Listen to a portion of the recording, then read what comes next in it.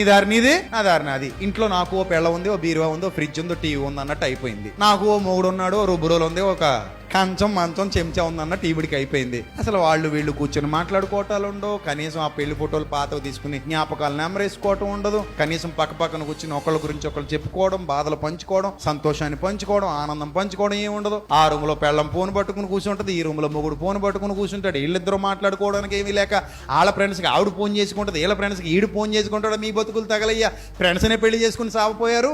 మీరిద్దరు పెళ్లి చేసుకుని మీరు మాట్లాడుకోకపోతే మీ ఇద్దరు ఒక కొంపలో కూర్చుని కాపురం ఏం చేయమని పెడతారు, నాకు అర్థం కాదు.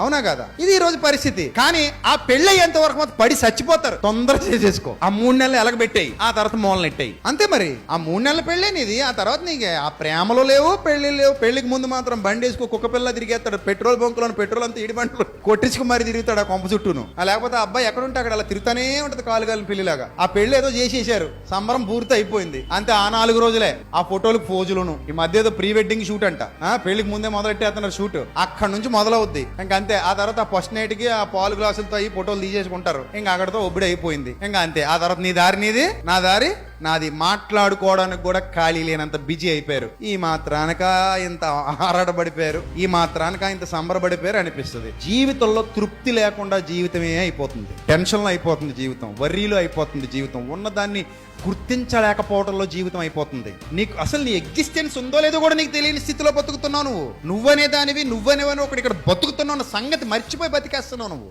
కాబట్టి ప్రతి క్షణాన్ని ఆస్వాదిస్తూ